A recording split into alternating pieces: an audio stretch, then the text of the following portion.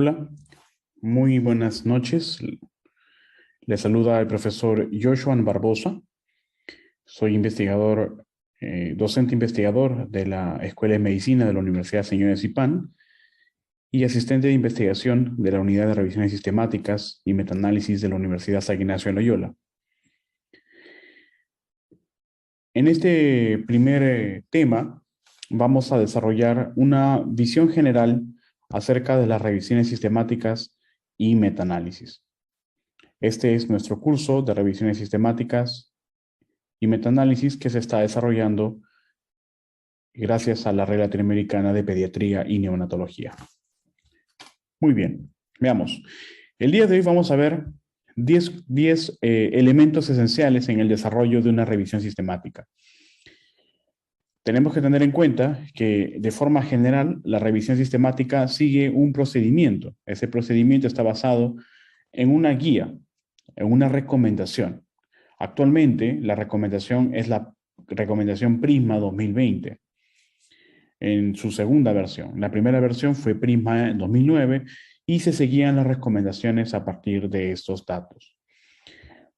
Actualmente vamos a hacer estos 10 puntos que son los puntos esenciales para el desarrollo y redacción de una revisión sistemática en cualquier área, sobre todo en el área médica. Bien, antes de iniciar el proceso de una revisión sistemática, debemos de saber qué es una revisión sistemática. Bueno, para empezar, una revisión sistemática es la síntesis de la evidencia. La revisión sistemática sintetiza toda la evidencia disponible y se va a basar en una pregunta de investigación para que esa evidencia responda a la pregunta planteada. Por lo cual nosotros necesitamos primero poder plantear una pregunta de investigación basada en una estructura. Esta evidencia va a encontrarse en el margen de esta pregunta y luego se va a sintetizar en función de la pregunta toda la evidencia general. De tal manera de que podamos dar respuesta a cuestionamientos clínicos o metodológicos de un aspecto o de un fenómeno en esencia. Cuando nosotros realizamos una revisión sistemática, generalizamos la información a partir de situaciones particulares. Esto quiere decir de que las revisiones sistemáticas permiten tomar decisiones desde un punto de vista del mayor nivel de evidencia posible, ¿no? Considerando de que las revisiones sistemáticas se encontrarían entonces en la cumbre de la jerarquía de la evidencia científica, independientemente de la calidad de los estudios que se han incluido en una revisión sistemática. Ante ello, tenemos que decir de que cuando una revisión sistemática es publicada, la información que vierte esta revisión sistemática ha generalizado toda la información publicada y disponible.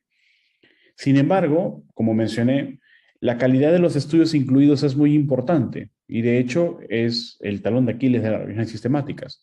Las revisiones sistemáticas generalizan información independientemente de la calidad de los estudios incluidos, pero debemos de tener en cuenta que al momento de leer e interpretar una revisión sistemática, lo que yo tengo que hacer es conocer la calidad de los estudios incluidos, porque la generalización que permiten las revisiones sistemáticas y los metaanálisis siempre tienen que ir de la mano con el peso que le da cada uno de los estudios de forma individual. Entonces, entramos en esta paradoja cuando evaluamos una revisión sistemática. ¿Me quedo con las ideas generales o me baso también en las particulares? Muchas veces los autores de revisiones sistemáticas solamente toman las ideas generales que estos proporcionan a través del análisis de datos, pero no se fijan en los datos individuales que cada uno de los estudios tiene cuando se toma en cuenta la calidad de los estudios incluidos. Las revisiones sistemáticas, como les mencioné, van a sintetizar cada una de la evidencia, ¿no? Después de haber entrado a todo un proceso y un procedimiento de evaluación de los estudios, después de haber realizado la búsqueda sistemática, esos estudios son seleccionados minuciosamente por un equipo y los estudios finalmente son incluidos como parte de la revisión sistemática, pero cada uno de los estudios incluidos tiene una calidad metodológica, una calidad estadística y una calidad de relevancia distinta. Esta calidad se puede evaluar mediante, o sea, esta calidad de la relevancia, de la calidad metodológica y calidad estadística, se puede evaluar en el análisis de riesgo de sesgo. Lo vamos a ver más adelante, pero es necesario que ustedes tengan en cuenta que cuando vamos a plantear una revisión sistemática, yo debo de pensar en tres cosas específicas. Cuando yo voy a plantear una revisión sistemática, pienso en que voy a buscar toda la evidencia disponible. El segundo punto, cuando yo voy a pensar en revisión sistemática, debo de pensar en que voy a sintetizar toda la evidencia disponible. Y finalmente, al pensar en una revisión sistemática, debo de pensar en que voy a evaluar toda la evidencia disponible. Entonces, primero busco, luego sintetizo y finalmente evalúo. Ese punto de evaluar es el punto crítico de la revisión sistemática y es de hecho el punto que necesitamos nosotros reiterar al momento de plantear la revisión, hacer la revisión y luego escribir los resultados de la revisión. Tienen que ir siempre acorde con la calidad de los estudios incluidos. Muy bien, entonces dicho esto, una revisión sistemática inicia determinando la pregunta de investigación. Esta pregunta de investigación está basada en dos estructuras. Bueno, digámoslo ahora en dos estructuras, porque normalmente las revisiones sistemáticas fueron diseñadas para los estudios denominados estudios de intervención. Los estudios de intervención responden a dos tipos de comparaciones, ¿no? Donde se compara un experimento versus un control. En los estudios experimentales, específicamente los ensayos controlados aleatorizados, se van a comparar dos tipos de intervenciones, ¿no? El experimento y el control. Esas comparaciones me permiten evaluar la eficacia en función de desenlaces. Entonces, la pregunta clínica, la pregunta PICO, estaba siempre basada en ese tipo de preguntas, ¿no? Preguntas de intervención. Sin embargo, con los años se ha ido determinando de que no necesariamente vamos a quedarnos o vamos a tomar decisiones en diferentes niveles de evidencia basadas únicamente en estudios de intervención. Los estudios observacionales que generalizan las asociaciones desde un punto de vista del diseño de cohortes o de casos y controles o caso control, generalizan las asociaciones para poder determinar riesgos. Y por lo tanto, cuando yo quiero generalizar los factores de riesgo de toda la evidencia que se ha publicado acerca de un factor, yo puedo hacer una revisión sistemática para poder describir esos factores. Entonces, hay estudios de intervención que son los ensayos controlados aleatorizados y también aquí se encuentran los estudios de intervención no aleatorizados y existen también estudios observacionales. Entonces, las preguntas, la forma del planteamiento de la pregunta va a variar en función del diseño de investigación. La pregunta PICO para estudios de intervención y la pregunta PEO para estudios observacionales. Entonces, cuando yo planteo la pregunta de investigación en una revisión sistemática, yo tengo que tener en cuenta de que esta pregunta va a dirigir la revisión sistemática. Y todo el procedimiento de la realización de una revisión sistemática está bajo la sombra de la pregunta PICO o la pregunta PEO. Sin embargo, hay algunos aspectos adicionales que tenemos que tener en cuenta cuando planteo una pregunta de investigación. Y estos aspectos son el tiempo al evento de interés o también el tiempo de seguimiento. Cualquiera de las dos situaciones se puede prestar en una revisión sistemática. ¿Por qué es importante esto? Veámoslo desde un punto de vista terapéutico. Supongamos que yo estoy haciendo un estudio, como lo vamos a ver más adelante, y de hecho es uno de los estudios que se está publicando ahora, sobre la liraglutida en pacientes obesos. Entonces, tengo tres estudios. El primer estudio me dice de que la liraglutida se trató durante 24 semanas en los pacientes, ¿no? Comparada con placebo. El segundo estudio me dice que la liraglutida se ha brindado a los pacientes solamente durante 20 semanas. Pero un tercer estudio me dice de que la liraglutida se ha brindado por 52 semanas. Entonces, si yo quiero analizar los efectos de la liraglutida en los pacientes obesos, ¿tendré que añadir el tercer estudio? sabiendo de que hay una diferencia enorme entre 20 y 24 semanas en los dos primeros estudios. Entonces, tengo que tener en cuenta la temporalidad al evento, si bien, o el tiempo de seguimiento. En este caso son dos cosas distintas, temporalidad al evento en análisis de supervivencia y tiempo de seguimiento en los estudios de intervención. Yo no puedo analizar en un mismo estudio dos tiempos de seguimiento distintos. ¿Por qué? Porque puedo cometer una sobregeneralización y en este caso estar generando un riesgo de sesgo alto en el análisis. ¿Por qué? Porque si yo mezclo los tiempos de seguimiento, me voy a dar cuenta de que los pacientes que recibieron la mayor cantidad de tiempo el tratamiento van a tener efectos totalmente distintos a los pacientes que recibieron menor tiempo de tratamiento o seguimiento. Entonces, esto puede generar una sobrevaloración, ¿no? O una sobreestimación del efecto real en base al desenlace que se está evaluando. Supongamos que el desenlace sea disminución del peso. Los pacientes que recibieron más tiempo de tratamiento pueden tener una mayor sobreestimación respecto al efecto en el peso de los pacientes obesos que recibieron el tratamiento con liraglutida. Esto puede generar un grave problema al momento de estudiar la revisión y presentar los resultados. Entonces, cuando yo planteo una pregunta de investigación, tengo que tener en cuenta también de forma añadida de que los tiempos de seguimiento son importantes al momento de decidir si un estudio entra o no en la revisión sistemática. Muchas veces esto no lo sabemos y podemos incluir todos los estudios que podamos solamente porque tiene la pregunta pico, y eso no es correcto. Otro punto que tenemos que tener en cuenta cuando yo planteo la pregunta pico son los diseños incluidos, o en este caso los diseños que yo voy a incluir o que yo voy a decidir para incluir en mi revisión sistemática. Si nosotros decidimos solamente incluir estudios de intervención, en este caso pueden ser los ensayos controlados aleatorizados, tengo que tener en cuenta de que únicamente voy a incluir ensayos y únicamente voy a analizar ensayos controlados aleatorizados. Y si quiero ser más específico, yo puedo diseñar mi método para solamente incluir ensayos controlados aleatorizados de fase 2, fase 3 o más, ¿no? En este caso fase 4. O puedo poner en mi metodología que hemos decidido en el grupo incluir ensayos controlados desde fase 2 hasta la fase 4 o solamente fase 3.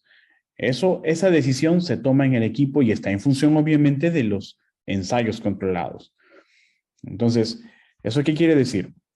De que yo no puedo jamás puedo mezclar los resultados o los diseños de estudio de ensayos controlados y estudios observacionales.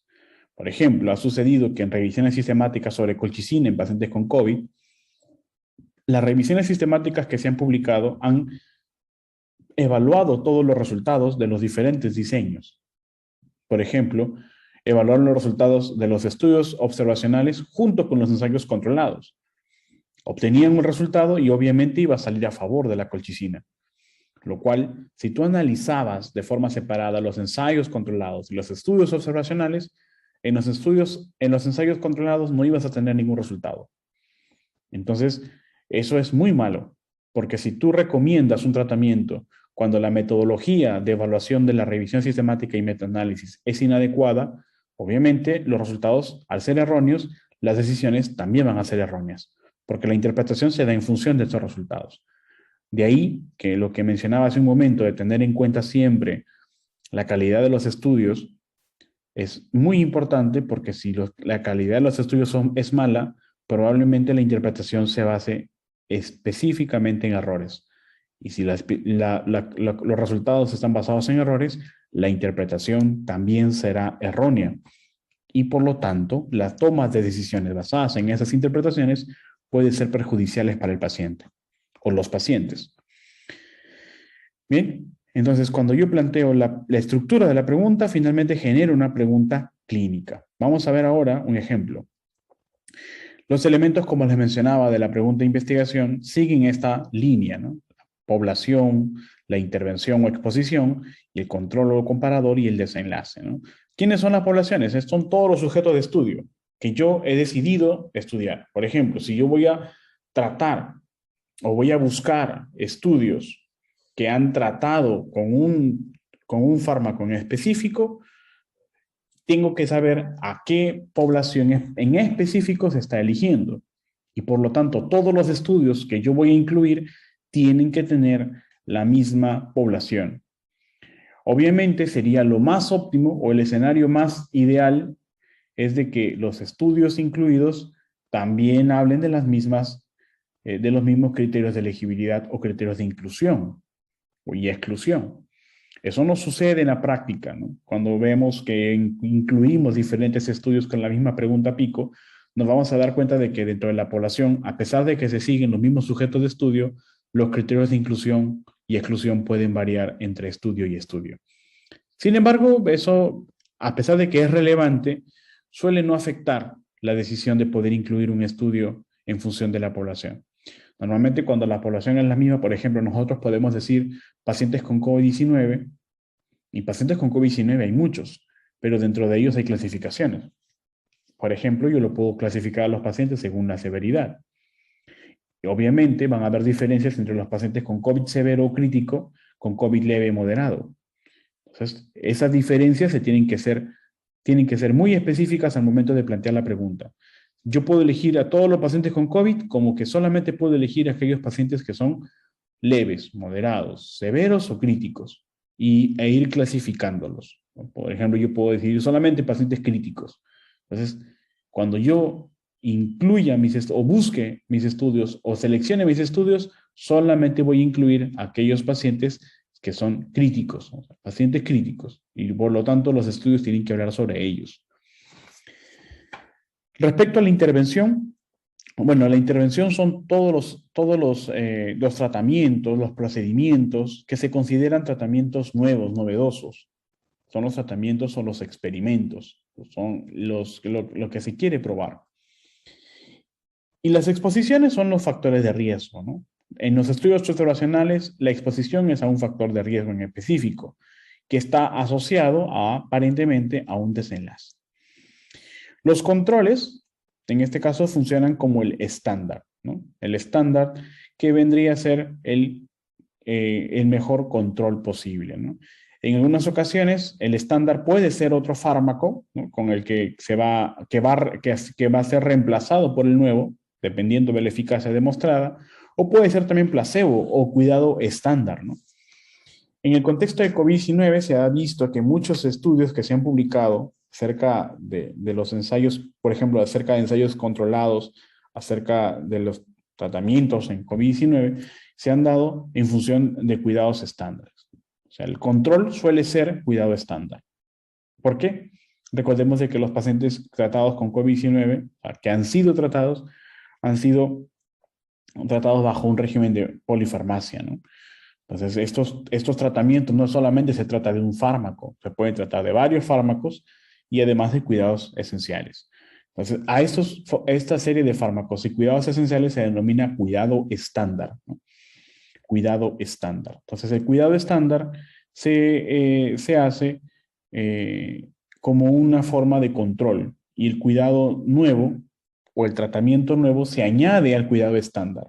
No se da un solo fármaco. Eso tenemos que tener en cuenta.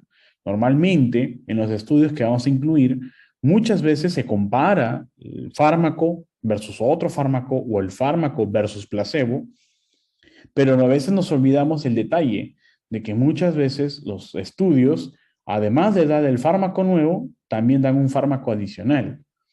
Ese fármaco adicional tiene que estar también en ambos brazos. Decimos brazos cuando nos brazo de intervención y brazo de control.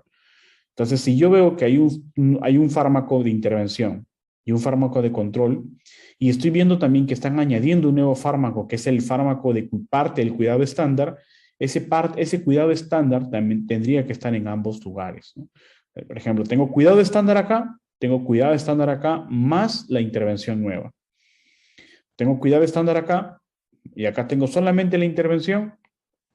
Puede darse pero tengo que tener en cuenta de que los efectos no van a verse reflejados de forma tan correcta, porque no puedo yo comparar a un fármaco que se le está dando de manera aislada comparada con una intervención estándar que tiene una serie de medicamentos o una serie de tratamientos o una serie de actividades, ¿no?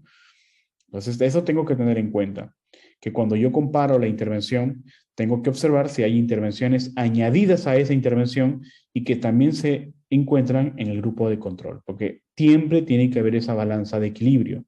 Lo mismo que se da en la intervención tiene que darse en la misma proporción en el control. Lo único que tiene que cambiar es que aquí hay un fármaco nuevo y aquí hay un cuidado estándar.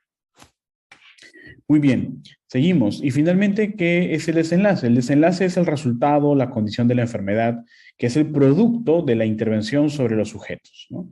Entonces, si yo, por ejemplo, tengo la liraglutida y voy a darles liraglutida a mis pacientes obesos, lo que yo espero es de que los pacientes bajen de peso. Por lo tanto, el desenlace o el resultado va a ser la pérdida de peso. Por ejemplo, en los pacientes con COVID-19 que recibieron colchicina, el desenlace era que los pacientes no mueran, ¿no? Es decir, o mueran menos. Por lo tanto, el desenlace será la mortalidad, ¿no? Entonces, los desenlaces son los resultados o el producto de la intervención sobre el sujeto, ¿no? Eso es lo que se espera. Por ejemplo, si yo estoy tratando con un fármaco antihipertensivo en pacientes con alguna cardiopatía, entonces se supone que si el fármaco es antihipertensivo, el resultado será la disminución de la presión arterial o el mantenimiento de la misma, dependiendo de cómo yo plantee o cómo se planteen la evaluación del desenlace, los estudios que yo voy a evaluar. Aquí tenemos, por ejemplo, un estudio que publicamos el año pasado en la revista Annals of Internal Medicine sobre la hidroxicloroquina o cloroquina para el tratamiento o profilaxis de COVID-19, ¿no? Este estudio vamos a tomarlo como ejemplo para el desarrollo de parte de esta clase. Entonces, ¿cuáles son las características o los procesos para poder hacer una pregunta de investigación? Una vez que yo conozca cuáles van a ser las partes de mi pregunta, una vez que yo haya establecido cuál va a ser la población del estudio de los estudios que yo voy a buscar, de la intervención, de control y desenlace, yo tengo que plantearme cada una de estas partes y luego generar una pregunta de investigación, que puede ir en el mismo orden en cómo está establecida la estructura de la pregunta. Esa es una pregunta pico. ¿Por qué? Porque se trata de una intervención. Entonces, la mayoría de los estudios que ustedes van a hacer tienen que ir siempre orientados a estudios de intervención. Si son estudios observacionales, lo cual es correcto, siempre tiene que tener una exposición y un desenlace siempre, ¿no? En una población en específico. No necesariamente yo voy a agregar un comparador, pero sí una exposición y un desenlace. ¿Bien? Entonces, la pregunta aquí es, ¿no? Los pacientes con sospecha o confirmación de COVID-19, tengo la intervención como hidroxicloroquina o cloroquina, el comparador es placebo, cuidado estándar, y el desenlace es la eficacia profiláctica. Entonces, yo me pregunto, bajo este mismo orden, en pacientes con sospecha o confirmación de COVID-19, ¿es la hidroxicloroquina o cloroquina efectiva como profilaxis? Entonces, esa es la pregunta que nace a partir de la estructura de la pregunta PICO. Entonces, la pregunta de investigación tiene que tener diferentes características, independientemente del FINER, ¿no? Los criterios FINER, independientemente que sea factible, que sea interesante, que sea novedosa, que sea ética o que sea relevante. Si vamos juntando todas esas palabras, lo más importante es que sea coherente. Entonces, la pregunta clínica que yo me planteo en una revisión sistemática debe ser coherente. ¿Eso qué significa? De que debe de existir en la realidad clínica. Por ejemplo, si yo me pregunto si la hidroxicloroquina puede ser efectiva como profilaxis en los pacientes con sospecha o confirmación de COVID-19, yo tengo que saber que la hidroxicloroquina es un tratamiento que se está dando a estos pacientes. Hasta el año pasado, esta era una pregunta de investigación. ¿Por qué? Porque la hidroxicloroquina sí se daba a los pacientes con COVID-19. Lo que se hacía a partir de estos tratamientos era investigar si es que era efectivo o no. Entonces, hubo muchas publicaciones acerca del uso de hidroxicloroquina o cloroquina en los pacientes con COVID y a partir de ahí se hicieron revisiones sistemáticas. Entonces, es importante que nosotros tengamos muy presente que la pregunta de investigación tiene que ser coherente con la realidad clínica.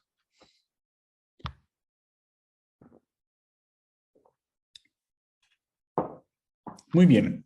Entonces, ¿cómo yo puedo plantear una pregunta de investigación? Ustedes tienen en su taller un esquema en Excel de 4 pasos, ¿no? Un quinto con los objetivos, pero los principales son los 4 pasos. Ese es un esquema muy sencillo que les va a ayudar a desarrollar una pregunta de investigación a partir de la idea en el primer paso hasta la formación de la estrategia de búsqueda en el paso número 4. Entonces, ¿cómo planteo esta estructura? Cuando nunca he planteado una pregunta de investigación y cómo he desarrollado esto, se me va a hacer un poco complicado. Esperemos entonces que con esta clase ustedes puedan desarrollar la pregunta pico y los criterios para la estrategia de búsqueda. Primero, planteo la idea de investigación. Tomando como ejemplo la pregunta anterior, mi idea de investigación es hidroxicloroquina, cloroquina en los pacientes con COVID, ¿no? Esa es mi duda, mi idea. Luego en el paso número 2, yo voy a plantear el problema de estudio basado en la pregunta pico. Primero, la población, la intervención, el control y el desenlace, ¿no? Que en este caso será la eficacia profiláctica. Y me planteo mi pregunta. En los pacientes con sospecha o confirmación de COVID-19, ¿el hidroxicloroquina o cloroquina efectiva como profilaxis? ¿No? Esa es mi pregunta de investigación. Y luego, miren, la flecha roja me indica de que yo primero tengo que conocer cuáles van a ser mis DECs. ¿Qué son los DECs? Los DECs son los descriptores de ciencia de la salud, ¿no? ¿Qué son los descriptores? Son palabras clave. Entonces, si mi población son COVID-19, ¿cuál es la palabra clave que engloba a estos pacientes? COVID-19. ¿Por qué? Porque dentro de ello yo sé que los pacientes de COVID-19 están dentro de la palabra. Si yo busco COVID-19, me van a salir todos los pacientes con COVID-19. Entonces la palabra patients o pacientes ya queda relevada, ¿no? Ya no necesito colocarla como descriptor. ¿Cómo yo sé que este descriptor existe? Me voy a la DEX. Entonces voy a abrir mi Google Chrome, y voy a DEX. Coloco DEX de esta manera, .bvs.br, y voy a la página de DEX. Bien. Entonces, ustedes pueden utilizar en español, en portugués, en francés o inglés. Vamos a elegir, por ejemplo, primero en español. Entonces, ¿qué debo de colocar acá? En la búsqueda, en cualquier término, voy a colocar COVID-19. Entonces, miren, estas son todas las palabras clave asociadas a COVID-19. Hay 6 palabras clave o 6 descriptores. Están en español, ¿no? Están en español, todos están en español. Vamos a colocarlo ahora en inglés. ¿Por qué en inglés? Porque la búsqueda que ustedes van a ser en bases de datos en inglés. Y por lo tanto, todas estas palabras deben estar siempre en inglés. Entonces, miren, si yo busco en español la palabra COVID-19, existe como COVID-19. Eso significa de que la palabra clave de mi variable COVID-19, ¿no? De aquí, que va a pasar aquí, la palabra clave, si efectivamente es COVID-19 y no es solamente una simple traducción, ¿no? Eso tiene que tener en cuenta, por ejemplo, si yo utilizo la palabra, supongamos la palabra obesidad. La palabra obesidad es una palabra clínica, ¿no? Es una condición clínica. Pero si yo quiero buscar la palabra obesidad, tengo que tener en cuenta que tiene que existir en los descriptores. Los descriptores vendrían a ser un lenguaje controlado, que es fuera, totalmente distinto del lenguaje clínico. Si yo busco la palabra obesidad en español, vamos a buscarla. Vamos a buscar la palabra obesidad. Voy a tener 10 resultados. Eso significa de que estos resultados están asociados con la palabra obesidad en sus descriptores. Entonces, la palabra clave debe de encontrarse aquí, que debe ser específicamente obesidad. Aquí está, es el número 4. Entonces, la palabra obesidad como tal sí existe como descriptor, es decir, como un lenguaje controlado, que cuando yo busque en diferentes bases de datos, la palabra como tal sí va a poder ser encontrada. En este caso, el descriptor en inglés es obesity. Entonces, la palabra clave, la variable obesidad como palabra clave es obesity. No solamente es una traducción, es una palabra controlada que va a poder ser encontrada en diferentes bases de datos, como obesity, ¿no? Muy bien, tengo otras más, como obesidad abdominal, obesidad materna, obesidad metabólica benigna, obesidad mórbida, obesidad pediátrica, ¿no? Y síndrome de hipoventilación por obesidad. Entonces, si yo quiero, por ejemplo, buscar obesidad pediátrica, yo ya sé que pediatric obesity será mi palabra clave. Entonces, tengo que determinar en el paso número 4, ¿no? En el paso número 4, convertir una palabra clínica a una palabra controlada, ¿no? ¿Cómo fue que la palabra COVID-19, pacientes con COVID-19, pasó a convertirse a solamente COVID-19? Es porque, por lógica, yo solamente puedo utilizar COVID-19, porque los pacientes con COVID-19 o la palabra pacientes con COVID-19 ya se encuentra dentro de la palabra COVID-19. Ya no necesito utilizar dos palabras, solamente una sola palabra. Ahora, vamos a buscar hidroxicloroquina. Cuando nosotros buscamos fármacos, muchas veces, no vamos a tener éxito. Algunas ocasiones sí. Hidroxicloroquina. Vamos a buscar la palabra hidroxicloroquina. Y sí, efectivamente la palabra hidroxicloroquina sí se encuentra dentro de los DEX. La pregunta va a ser ahora, ¿qué pasaría si yo estoy buscando un fármaco que no existe en los DEX? ¿Qué hago? ¿Ya no lo coloco? Sí, debo de colocar y solamente colocar en los sinónimos la misma palabra. En este caso, solamente yo voy a utilizar la P y la I. Queda descartada la utilización de la C y la O. ¿Por qué? Porque muchas veces en la estrategia de búsqueda yo no necesito colocar todos los datos de la pregunta pico, ¿no? De la pregunta pico. Muchas veces no. Sin embargo, hay algunas ocasiones en donde sí necesito colocar la P, la I y la C. ¿Cuándo sucede eso? Cuando el comparador suele ser otro fármaco, ¿no? Otro fármaco. Y ya no placebo cuidado estándar.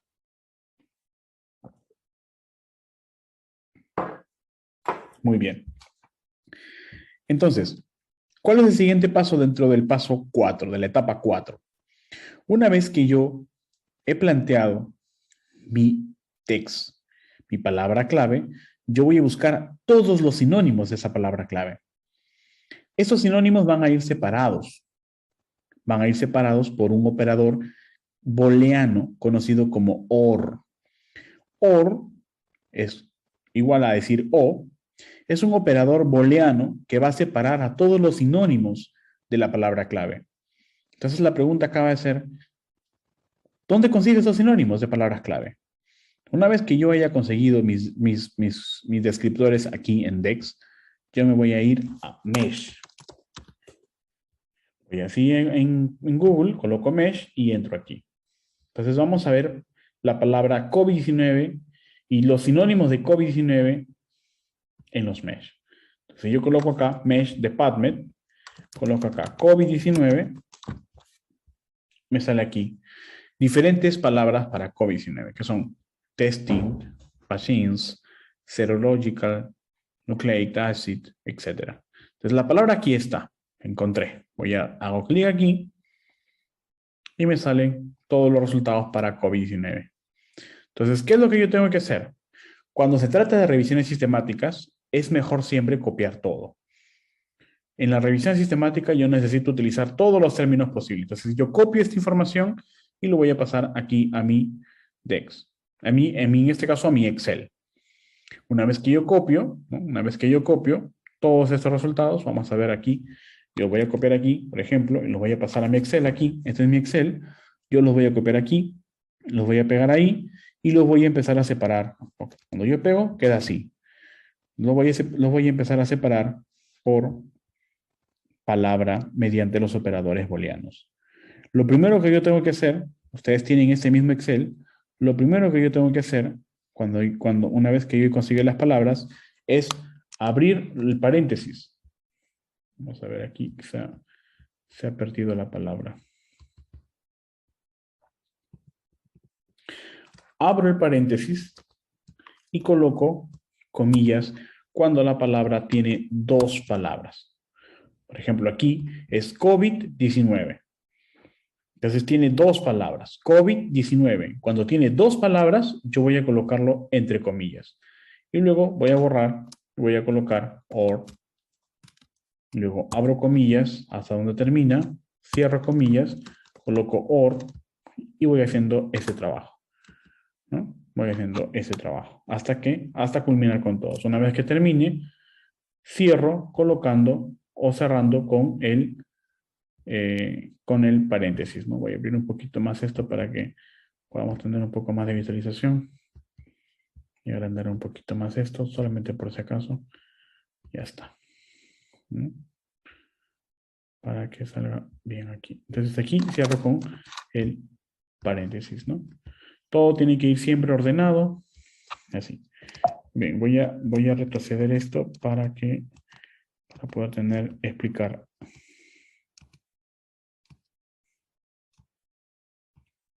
Ya está. Muy bien. Entonces, ustedes van a ordenar y les va a quedar de esta forma, ¿no? Les va a quedar de esta forma, ¿no? COVID-19, con comillas, or, ¿no? 2019 Novel Coronavirus Disease, ¿no? Etcétera, etcétera. Y aquí así con cada uno de los datos, ¿no? Voy cerrando aquí, voy a cerrar aquí, y así, uno por uno, ¿no? Muy bien, ahora la pregunta es, ¿qué significa el OR? Porque aquí ustedes están viendo de que hay un OR. La pregunta es, ¿para qué me sirve esto? Entonces, como les mencioné, cuando ustedes terminan de saber cuál es y definir cuál es la palabra clave en los DEX, tienen que buscar en los mesh todos los sinónimos. Entonces, OR va a separar a cada uno de los sinónimos de la misma palabra clave, si es que encontrase sinónimos. Hay algunas ocasiones que ustedes van a ver de que la palabra clave está, como en este caso el fármaco, pero no hay tantos sinónimos. Entonces no sé qué aplicar. Lo dejo en solamente uno, ¿no? O sea, si no hay sinónimos para esa palabra clave, lo debo dejar solamente en uno solo. Entonces, aquí en este caso, para COVID-19 hay varios sinónimos, como pueden ver, ¿no? Hay varios sinónimos, como pueden ver aquí.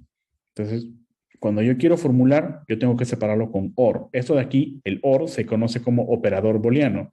¿Y qué significa? Significa de que yo voy a buscar información que hable sobre ese sinónimo, COVID-19, o su otro sinónimo, ¿no? Enfermedad por coronavirus 2019, ¿no? O COVID-19 sin guión, o pandemia por COVID-19, etcétera, etcétera, etcétera. Entonces, puedo buscar el estudio por acá, o por acá, o por acá. ¿Por qué? Porque seguro a algún autor se le ocurrió colocar la palabra COVID-19 y quizás a otro autor se le ocurrió colocar la palabra 2019 Novel Coronavirus Disease y quizás a otro autor se le ocurrió colocar el COVID-19 sin guión y a otro autor se le ocurrió colocar la palabra pandemia por COVID-19, etc.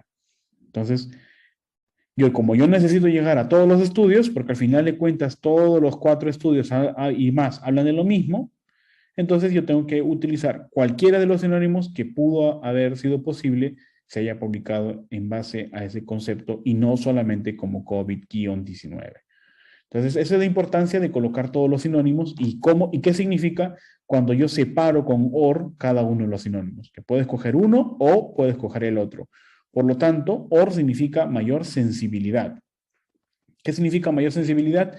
Llegar a la mayor cantidad de artículos, o sea, ser más inclusivo, ¿no? Más inclusivo, o sea, incluir la mayor cantidad de artículos posibles, porque me pueden hablar de uno o de otro sinónimo. Sin embargo, vamos a ver ahora, a seguir, ¿no? Ya vi que en los DEX sí aparece o sí existe la palabra hidroxicloroquina. Entonces, una vez que yo voy a la palabra hidroxicloroquina, no lo voy a utilizar en español, lo voy a generar en inglés, voy a copiar acá, voy a pegar en los mesh nuevamente, así como hace un momento, voy a pegar y voy a ver si hidroxicloroquina existe. Y sí, efectivamente es la única aparentemente, ¿no? Porque no me ha salido como hace un momento. Todos los estudios están aquí. Entonces yo puedo utilizar todos estos. Puedo utilizar todos estos, copiarlos y pegarlos en mi Excel. Entonces lo mismo, hice lo mismo, copié, pegué y fui separando por OR, ¿no? O hidroxicloroquine, or oxychloroquine, or oxychloroquine, etcétera, ¿no? or oxychloroquine, or Plaquenil, ¿no? O hidroxicloroquine sulfate, etcétera, ¿no? Entonces, todos estos son sinónimos y están separados por el operador booleano OR. Es importante siempre que no olviden que cuando la palabra clave, en este caso el operador, disculpen, cuando la palabra clave, o en este caso la variable de búsqueda que ustedes están planteando acá, tiene dos palabras o más, siempre hay que encerrarlas entre comillas. Y toda la estrategia de búsqueda tiene que basarse, tiene que iniciar siempre con un paréntesis y cerrar con el paréntesis. Eso tengo que tener en cuenta siempre al momento de plantear la estrategia aquí. Abrir paréntesis, cerrar paréntesis y colocar las comillas y operadores booleanos. En este caso es el operador booleano OR para cada uno de los sinónimos de la misma variable. Entonces, muy bien, hasta aquí ya he planteado mi población y ya he planteado mi intervención. ¿Qué es lo que sigue ahora? Plantear la estrategia final. En el paso número 4 ya había hecho el planteamiento de mis variables, el planteamiento de sus sinónimos y ahora voy a plantear la estrategia final. Vamos a utilizar por ahora solamente PubMed. Entonces en PubMed, ¿qué es lo que yo tengo que hacer? Acá, por ejemplo, he colocado el número 1, que pertenece en este caso yo decidí que vaya primero el tratamiento, hidroxicloroquina y todos sus sinónimos, ¿no? Hidroxicloroquina y todos sus sinónimos. ¿Qué significa esto? Significa de que yo le estoy dando o le estoy asignando el número 1 a todos los estudios que tienen, estoy asignando, en este caso estoy utilizando el número 1 a todas aquellas palabras clave que son específicamente de la intervención, ¿no? En este caso, por ejemplo, hidroxicloroquina, oxicloroquina, etc. Luego, el número 2, como pueden observar aquí, le estoy dando al tratamiento. Entonces, le estoy dando a los pacientes con COVID-19. El primero le fui dando a el tratamiento y el segundo a la población. Entonces, voy a colocar por colores aquí para que podamos diferenciar entre el tratamiento y la población, o la intervención y la población. Ahora, ya tengo el número 1. Ya sé que el número 1 son solamente los sinónimos de la intervención. Ya sé que el número 2 son solamente la población. ¿Y ahora qué hago con ellos? Los voy a unir. Muy bien, los vamos a unir, pero ¿mediante qué? Mediante otro operador booleano, que es el operador booleano AND o AND. El operador booleano AND me va a ayudar a unir el número 1 y el número 2. Si existiese más sinónimos, yo tendría que unirlos también con el operador booleano AND, ¿no? Entonces, en este caso, el número 1, el número 2 y el número 3 será la unión del número 1 y el número 2. El operador booleano AND, a diferencia de su operador booleano OR, el operador booleano AND me va a ser más específico, es decir, es más excluyente. Entonces, si bien el operador booleano OR era incluyente, era inclusivo, que me podía llegar a más estudios, el operador booleano AND me va a ser más discriminativo, ¿no? Va a ser más exclusivo, porque va a excluir aquellos estudios que no hablen de hidroxicloroquina y COVID-19. Por ejemplo, si yo utilizo solamente la palabra hidroxicloroquina, van a salir como resultado todos los estudios publicados desde el inicio, ¿no? Desde la base de datos, desde el inicio de la base de datos hasta el día de hoy, que se han publicado sobre hidroxicloroquina, ¿no? Si yo solamente subo esto, si solamente subo el número 1, me van a salir todos los miles o quizás millones de estudios sobre hidroxicloroquina, en todo el mundo, en todas las situaciones, todas las perspectivas. Por otro lado, si solamente coloco la palabra COVID-19, me van a salir todos aquellos estudios publicados acerca de COVID-19. Entonces tengo que tener en cuenta de que necesito unirlos. Si yo voy a unir con AND el número 1 y el número 2, ¿qué quiere decir? De que yo voy a buscar a aquellos estudios que hayan hablado sobre hidroxicloroquina y que además contenga la palabra o también hayan hablado en pacientes con COVID-19. O sea, hidroxicloroquina y COVID-19 tienen que estar en la misma parte de la búsqueda. Entonces me va a buscar, obviamente buscador, me va a encontrar solamente aquellos estudios que hablen las dos palabras, ya sea en el título, en el resumen, en el abstract o en sus palabras clave, ¿no? Eso significa la estrategia de búsqueda. Para eso se plantea todo esto. Entonces, lo siguiente que tenemos que hacer es hacer la búsqueda en PubMed, ¿no? Entonces, una vez que yo hago la búsqueda, los resultados me aparecen aquí, me aparecen los resultados y yo voy a descargar y voy a hacer todo ese proceso. Muy bien. Seguimos entonces con nuestra clase. Entonces, de esa forma se plantea la pregunta de investigación. Muy bien. El problema es de que la estrategia de búsqueda que yo como acabo de plantear es solamente para una base de datos. En las revisiones sistemáticas no utilizamos solamente una sola base de datos, utilizamos varias bases de datos. En este caso yo he colocado 3. Normalmente en nuestro equipo de investigación utiliza hasta 5 bases de datos. PubMed es la primera, ¿no? Porque es la básica y es además gratuita y es la que más fácil permite poder elaborar la estrategia. Pero también tenemos otras bases de datos como la base de datos Scopus y la base de datos Web of Science. Estas 3 bases de datos son las que se utilizan regularmente en la mayoría de revisiones sistemáticas. Podemos utilizar más, pero nunca menos. Como si se dan cuenta, la estrategia de búsqueda está planteada para cada motor de búsqueda o para cada base de datos.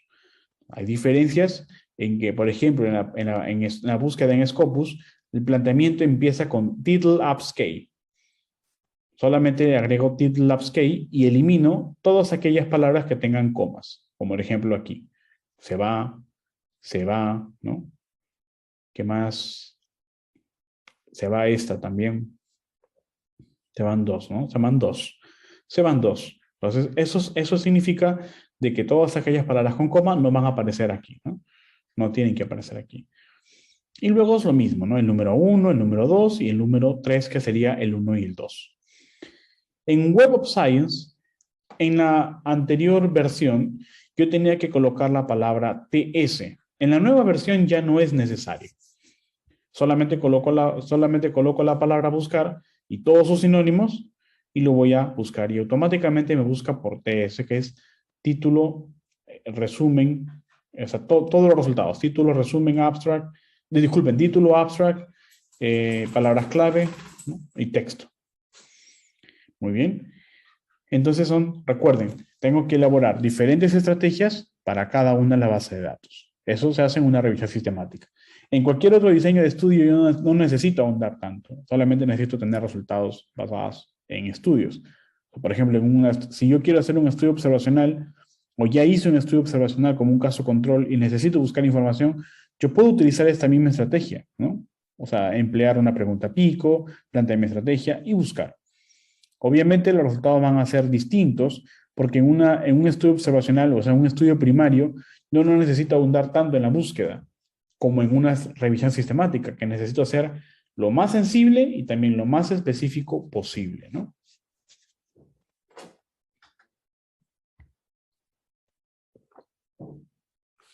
Bien, vamos a ver un ejemplo de cómo plantear una pregunta pico a partir de un estudio publicado. Esto es un ejercicio que ustedes deben de emplear siempre, ¿no? Cuando lean un artículo, lo primero que deben de preguntarse es ¿cuál sería la pico de ese artículo y cuál sería la pregunta clínica de ese artículo? Para poder tener una aproximación a lo que se viene en el estudio, ¿no? Por ejemplo, si yo veo y leo ese artículo que dice ácido tranexánico para la prevención de pérdida de sangre después de parto por cesárea. Si yo leo ese artículo, yo me pregunto, ¿cuál será la pico? ¿Cómo puedo plantear esta pico? Entonces tengo que empezar a pretender conocer cuál sería la población, la intervención, el control y el desenlace, solamente leyendo el título del estudio. Por ejemplo, pacientes post-cesárea, ¿no? Obviamente, porque los pacientes, en el estudio se trata de pacientes después de la cesárea, ¿no? Pacientes post-cesárea. La intervención sería el ácido tranexánico, ¿no? Lo cual es correcto, ¿no? El ácido tranexánico está aquí en el título, ácido tranexánico. ¿El control cuál sería? Dependiendo de la especialidad, si ustedes son ginecólogos, ustedes van a poder decir, no, yo creo que el ácido tranexánico se estaba comparando con un tratamiento ordinario, ¿no? con cualquier otro tipo de tratamiento. En este caso yo decidí colocar placebo, ¿no? Porque pues, para mí puede ser placebo que se esté comparando con ácido tranexánico después del parto por cesárea. Sin embargo, es una suposición. O sea, yo tengo que después leer el artículo completo para saber si en verdad se ha comparado con placebo. Y finalmente, el desenlace. El desenlace está aquí, específicamente en el título, que es la prevención del sangrado o hemorragia. Entonces, yo puedo plantear dos preguntas, ¿no? Plantear dos formas de elaborar una pregunta, que es la misma, pero dos formas de plantearla. Por ejemplo, en pacientes post-cesárea, ¿es eficaz el ácido tranexánico para la prevención del sangrado? Es una forma de poder plantear, ¿no? Normalmente, esa es una forma muy americana de poder plantear una pregunta de investigación, ¿no? Basada en el orden de la pregunta pico. Ahora, si yo quiero orientarme a publicar algo más latino, por así decirlo, puedo utilizar la palabra siempre de las preguntas de investigación, que es la pregunta, ¿cuál es, no? ¿Cómo es? ¿No? ¿En qué medida, no? Por eso yo también puedo hacerlo, ¿no? La pregunta de investigación acá sería, por ejemplo, ¿cuál es la eficacia del ácido tranexánico en el control del sangrado en pacientes postcesárea? Entonces es lo mismo, que el 1 y el 2 son lo mismo, pero tienen una forma de redacción distinta. Ustedes pueden también emplearlo, ¿no? Yo suelo siempre utilizar la número 1, ¿no? Que es el estilo, como les digo, un estilo muy americano, en donde primero ordenamos la pregunta en función de la estrategia pico, ¿no? Muy bien. Muy bien, entonces, vamos al siguiente paso. Una vez que yo ya he planteado la búsqueda, yo debo saber que antes de proceder a buscar y de obtener resultados a partir de esas búsquedas, yo tengo que tener criterios de elegibilidad para poder decidir qué estudios van a seguir el proceso. El proceso de selección de los estudios está basada en criterios de elegibilidad.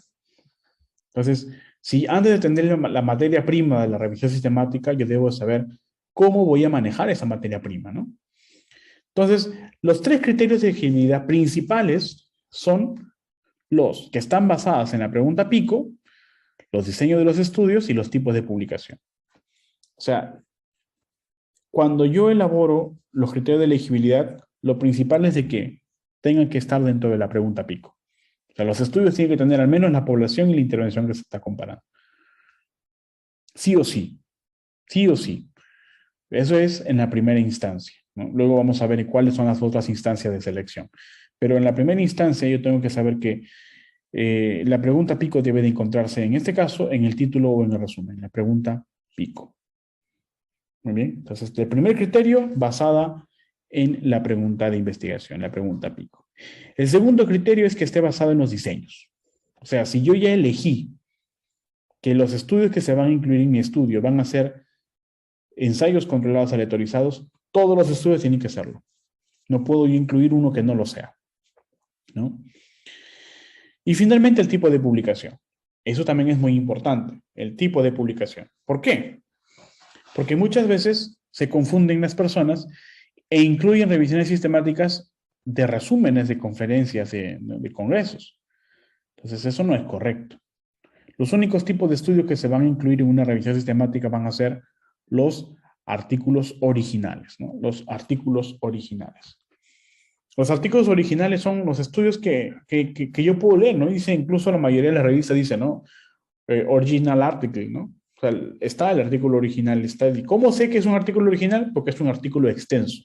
Tiene la primera página que corresponde al título, los autores, el resumen, y luego sigue el contenido por unas 3 o 4 páginas, y después siguen las referencias bibliográficas y pueden estar al final las figuras o dentro del texto, en fin. Es un artículo extenso que no tiene menos de 3.000 palabras, ¿no? Son los artículos originales. Pero ¿cuáles van a ser los criterios que yo voy a excluir mediante en este caso, en los tipos de publicaciones? Van a ser, por ejemplo, las cartas al editor, las editoriales, ¿no? Los resúmenes de conferencias de congresos, las series y reportes de caso, las revisiones y también las revisiones sistemáticas. O sea, yo no voy a incluir en mi estudio ese tipo de publicaciones, ¿no? No voy a incluir revisiones sistemáticas, no voy a incluir revisiones, ni tampoco reportes y series de caso, ni resúmenes de conferencias, ni editoriales, ni cartas, etc. Entonces, los criterios de elegibilidad obedecen a qué cosas yo voy a incluir y qué cosas yo voy a excluir. Obviamente yo voy a incluir estudios que correspondan a la PICO y excluir estudios que no respondan a la PICO. Voy a incluir, respecto a los diseños, un diseño en específico y excluir todos los otros diseños. Y en los tipos de publicación igual, voy a incluir solamente estudios originales y voy a excluir a todos aquellos estudios que no son originales y que además sean revisiones sistemáticas, ¿no? Porque yo no puedo incluir una revisión sistemática dentro de mi revisión sistemática si es que se está evaluando la comparación de dos intervenciones o tratamientos, ¿no? Entonces tengo que tener en cuenta esos tres puntos elementales al momento de empezar la elección o selección de mis estudios. Y luego, ¿en qué fase se hace eso? Lo vamos a ver luego. Aquí, por ejemplo, tenemos otro estudio que publicamos en una revista Nature, en la revista Pediatric Research, sobre la eficacia a corto plazo del ordenamiento de cordón umbilical en neonatos prematuros, ¿no? En esta revisión sistemática, nosotros aquí en este caso he considerado colocar las fuentes de búsqueda, ¿no? Para poder saber cuáles van a ser esos criterios de elegibilidad y cuáles van a ser estos puntos del desarrollo de la pregunta de investigación. Y en este caso, también la utilización de bases de datos. Entonces, el primer punto que ustedes deben de considerar en los métodos de una revisión sistemática son las fuentes de búsqueda. Y aquí colocar cuáles son los motores de búsqueda o bases de datos consultadas, ¿no? Aquí, como por ejemplo, ustedes pueden observar que decimos, ¿no? Nosotros realizamos la búsqueda en PubMed, Scopus, Web of Science, Ovid Medline, Cochrane Central, y Embase desde el inicio hasta febrero del 2020, ¿no? Seleccionamos resúmenes de ensayos controlados que evaluaron a neonatos prematuros y donde la intervención primaria fue ordenamiento de cordón umbilical comparada con el clampaje inmediato, tardío o la no intervención. Estos puntos son los criterios de elegibilidad. Entonces, como pueden darse cuenta, en la sección Data Source o fuentes de datos, hemos colocado los motores de búsqueda y los criterios de elegibilidad. ¿Basados en qué? Basadas en la PICO, ¿no? Acá decimos, nosotros seleccionamos resúmenes de RCTs, o sea, ensayos controlados aleatorizados. Aquí ya tenemos en función del diseño, ¿no? Función del diseño. Luego, evaluamos a neonatos prematuros, dice, ¿no? Que evaluaron neonatos prematuros. Ya tengo acá en base a la pregunta, ¿no? Y donde la intervención fue tal versus tal. O sea, tengo acá la pregunta pico, ¿no? Ahora también dice, ¿no? Los reportes de caso, las editoriales, las revisiones narrativas y los metaanálisis fueron excluidos. Parte también de los criterios de elegibilidad según el tipo de publicación, ¿no? Muy bien. Muy bien, entonces cuando yo ya sé qué voy a buscar, o sea, haber planteado mi pregunta pico, haber planteado mi estrategia de búsqueda, haber planteado los criterios de elegibilidad después de mi búsqueda, yo tengo que saber ahora dónde voy a buscar. Ya tengo 3 puntos, ahora voy con el siguiente, que es ¿dónde voy a buscar? Entonces, ¿dónde puedo buscar? Hay diferentes fuentes de búsqueda. La base de datos PubMed es una base de datos gratuita que se puede acceder, como ustedes pueden ver, se puede acceder en cualquier momento y obviamente no necesita suscripción, al ser gratuita. Pero hay otras bases de datos como Scopus, Embase, Cochrane Library, Web of Science y Ovid Medline que sí implica una suscripción institucional, es decir, la universidad donde trabajan o el hospital donde trabaja tiene que tener acceso o comprar los accesos y brindarle a sus docentes, ¿no? O a sus estudiantes. Entonces, esas bases de datos son de paga. PubMed y Biblioteca Virtual en Salud son gratuitas, ¿no? PubMed sobre todo, pero sobre Biblioteca Virtual en Salud. Biblioteca Virtual en Salud indexa estudios de latinoamericanos, ¿no? Entonces, si ustedes hacen una revisión sistemática que necesite publicaciones latinoamericanas, pueden utilizar la Biblioteca Virtual en Salud, ¿no? O ese cielo también. Muy bien. Entonces, una vez que yo ya sé dónde buscar y empecé mi búsqueda sistemática en cada una de las bases de datos, tengo que empezar el proceso de selección de los estudios. Entonces, una vez que ya encontré todos los resultados de mi búsqueda en las diferentes bases de datos, lo que yo tengo que hacer ahora es empezar a seleccionar los estudios que van a incluirse en mi revisión sistemática. Entonces, ¿cómo sigue ese proceso? Primero, tenemos que tener en cuenta de que el proceso de selección está basada en tres fases. Actualmente, en el 2020, hasta el 2020, en tres fases. Estas fases son la fase de identificación, la fase de screening, ¿no? O cribado, como lo quieran llamar, y la fase de inclusión.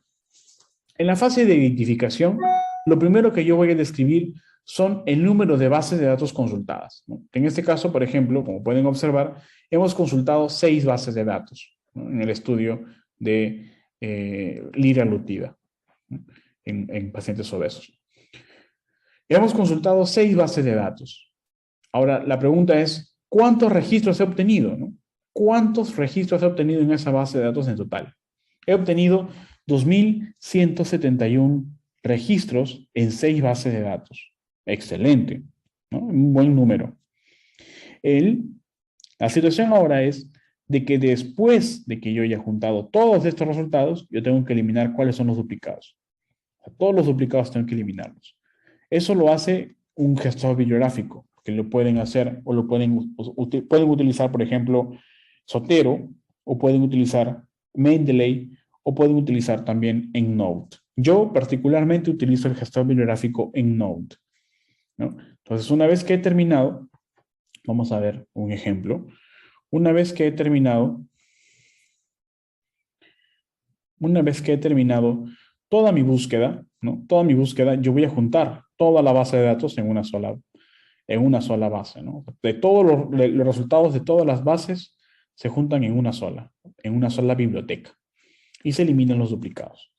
En este caso, por ejemplo, vamos a ver utilizando este es EndNote. Entonces aquí voy a utilizar EndNote, pero voy a abrir esto. Vamos a ver aquí nuestra biblioteca de liraglutida. Es este. Entonces yo hice toda la búsqueda, ¿no? Toda la búsqueda. Aquí he eliminado duplicados. Aquí he eliminado duplicados, ¿no? Y empieza a verse de esta manera, ¿no? Entonces todos los estudios, como pueden ver, todos los estudios aquí se integraron de todas las bases, se fueron integrando uno, ¿no? De cada base, ¿no? ¿Cómo se hace? Voy a File, voy a Import, busco la biblioteca, le coloco Import. Dependiendo de la extensión, yo puedo cambiar si es Web of Science, PubMed u otras. Normalmente suele ser Reference Manager aquí, ¿no? Entonces, ¿cómo lo hago eso?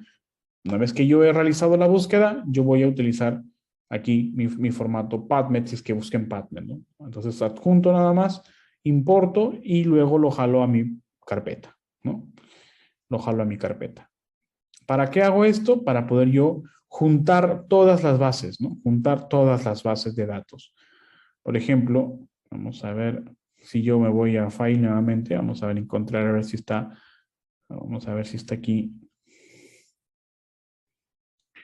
Vamos a ver si está aquí.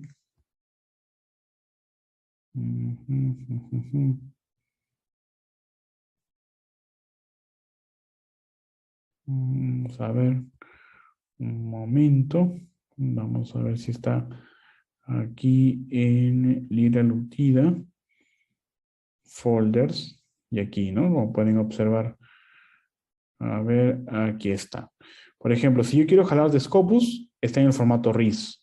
Entonces voy a Options y lo jalo en el formato RIS y voy a Import, ¿no? Y luego sigo lo mismo con este de aquí que también es RIS. Bueno, este de acá es el total.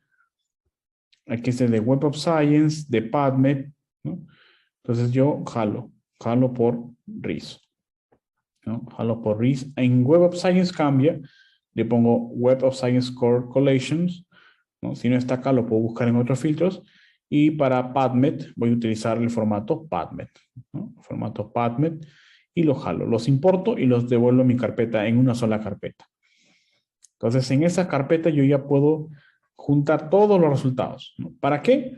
Para exportarlos. Pero antes de exportarlos, tengo que buscar los duplicados, ¿no? En la base, en el gestor bibliográfico Zotero o Mendeley también me permite buscar los duplicados.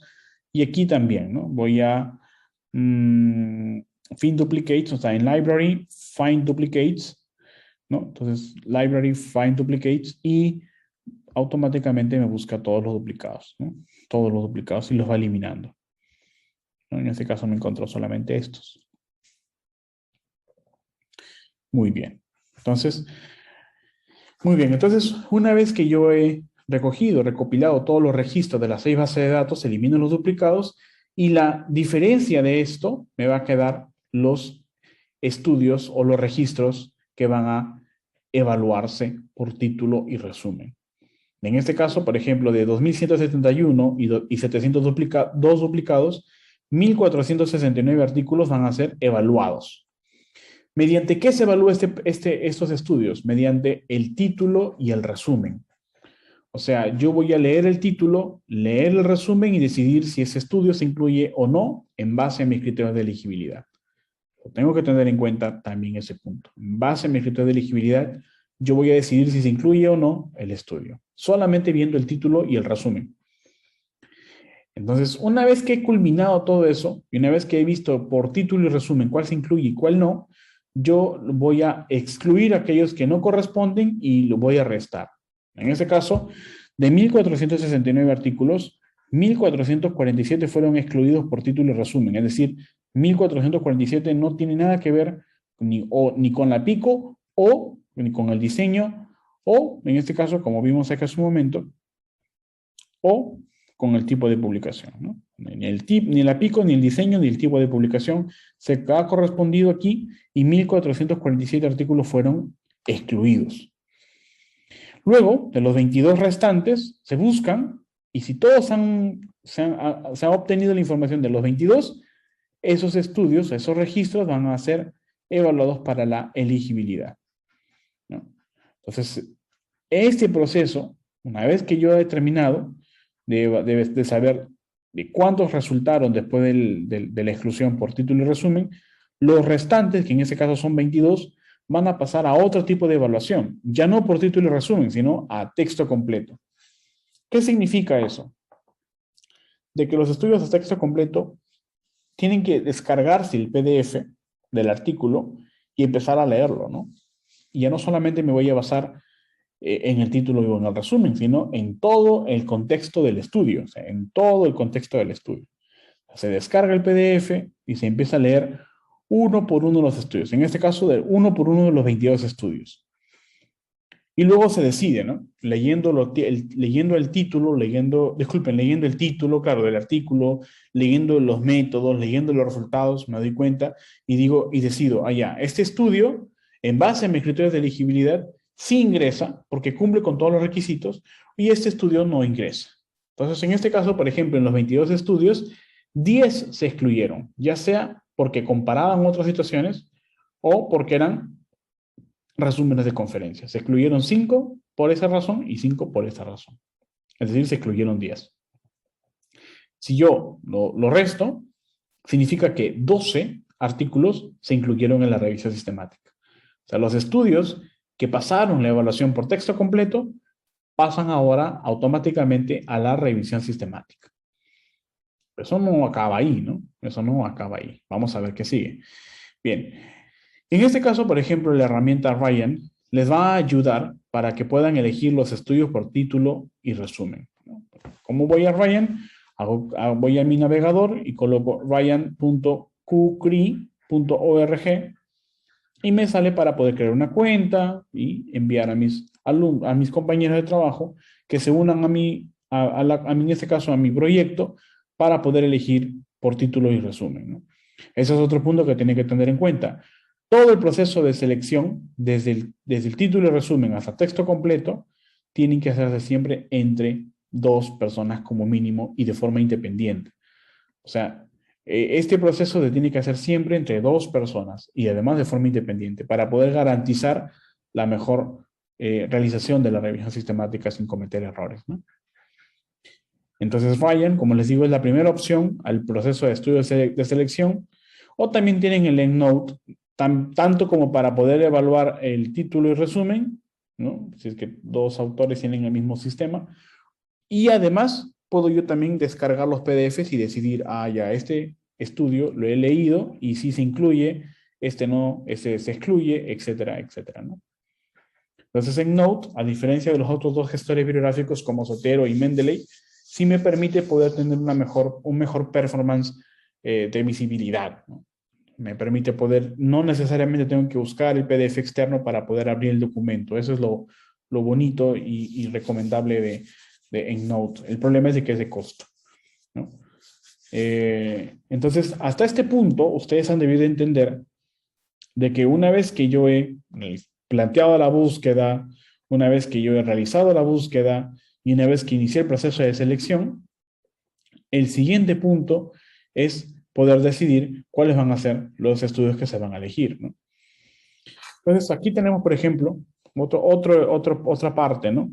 Ya han visto ustedes, en este caso, los data source, y ahora vamos a ver el study selection, ¿no? O sea, data source, aquí como pueden observar, que hemos visto data source, study selection, que es el siguiente proceso, ¿no? Ahora, ¿cómo se hace la selección de los estudios? ¿Cómo se describe la selección de los estudios? Por ejemplo, en nuestro estudio sobre hidroxicloroquina o cloroquina para tratamiento profiláctico, de COVID-19, aquí nosotros hemos planteado unas especificaciones respecto a la selección de los estudios y luego cómo se ha realizado. Unas especificaciones es de que, por ejemplo, no se ha utilizado ningún tipo de restricción basado en el lenguaje, ¿no? En el lenguaje, y además se hizo de forma independiente entre 3 investigadores, como dicen, ¿no? O sea, ¿cuáles fueron las especificaciones respecto a la selección de los estudios? Y además, ¿cómo se hicieron? ¿Se hicieron de forma independiente? 2 personas, 3 personas, ¿cuántas personas intervinieron para hacer este proceso de selección de los estudios? Eso tiene que ser claro. Si una sola persona lo hizo, no es correcto. Pero si lo hicieron más de 2 personas, tengo que decir quiénes han sido. Yo puedo utilizar las iniciales, que en este caso lo pueden ver acá, ¿no? Mediante las iniciales se puede identificar quién ha sido los que han realizado este proceso, ¿no? Es importantísimo que cada equipo lo tenga que declarar, ¿no? Cada equipo tiene que declarar cómo va a realizar y de qué forma, si lo va a hacer independiente o no. Lo más recomendable es siempre que se haga mínimo entre 2 personas, ¿no? De hecho, ahora ya no es una opción, es una regla, ¿no? Muy bien.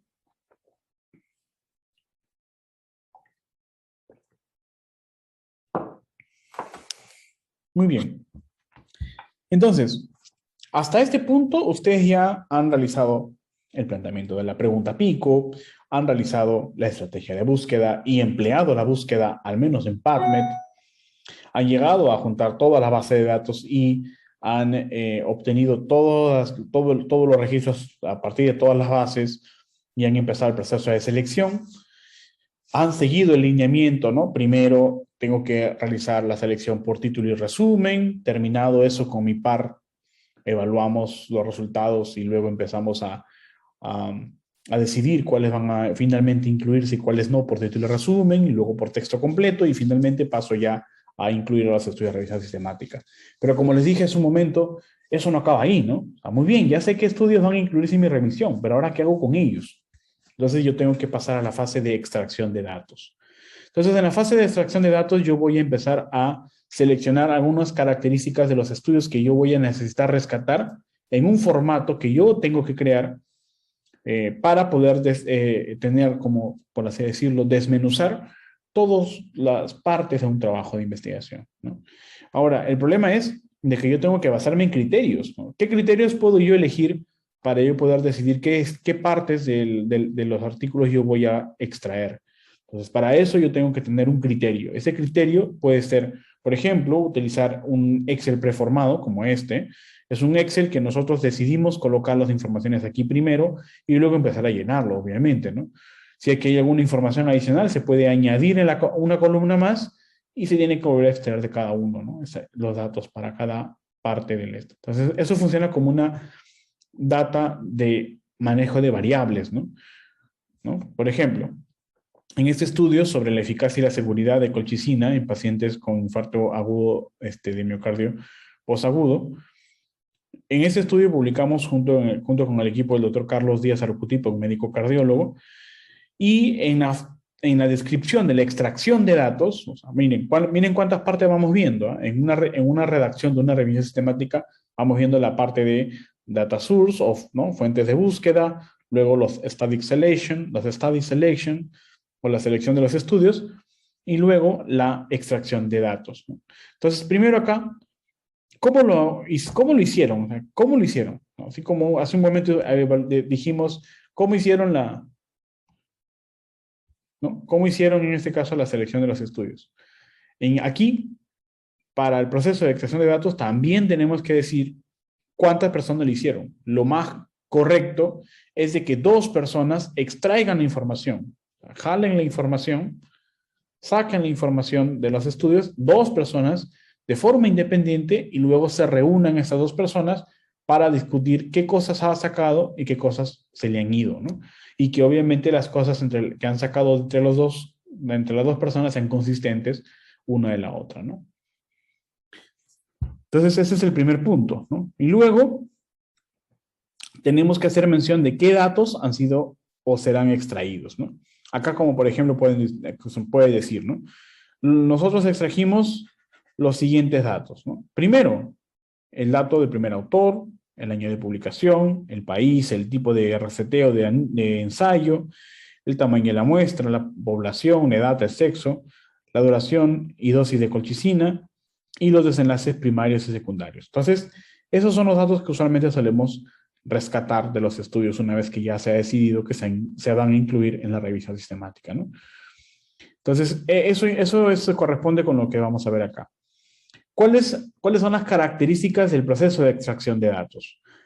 La extracción de datos se basa en, como pueden ver acá, en 4 elementos básicos, ¿no? Por ejemplo, como pueden observar aquí, vamos a extraer datos en función de las características generales del estudio, ¿no? De las características generales del estudio. Como por ejemplo, el autor, el año, el tipo de estudio, el país, por ejemplo, son datos generales pertenecientes principalmente al estudio. Luego, datos generales de la población, ¿no? Como por ejemplo el número de participantes, criterios de selección, edad, sexo, comorbilidades, métodos diagnósticos, hallazgos clínicos, etc. O sea, datos generales respecto a la población objetivo, ¿no? ¿Qué datos necesito? Que después me van a tener que ser relevantes. Es muy recomendable de que se extraigan primero los datos y luego se fabrique la tabla de revisión sistemática, no al revés. Entonces es mejor que nos sobre datos cuando extraigo, o sea, es mejor que nos sobre columnas para llenar o que se han llenado y que no se usaron, mejor que nos sobre a que nos falte. A veces no completamos la información cuando queremos extraer. Siempre es mejor tener un orden. ¿Qué otros datos podemos extraer? Por ejemplo, las características generales de la intervención o el control, como la dosis, duración, etcétera, ¿no?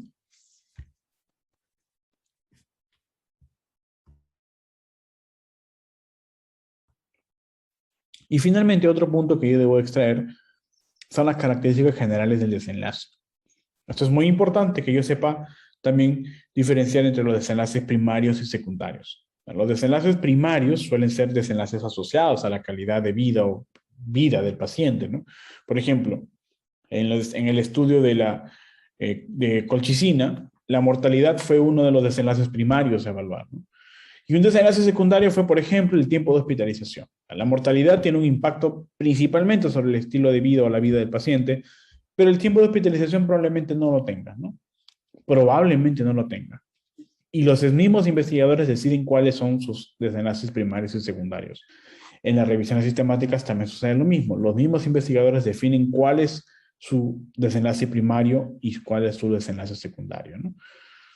Entonces, todos estos datos tienen que extraerse en una hoja de extracción de Excel, ¿no?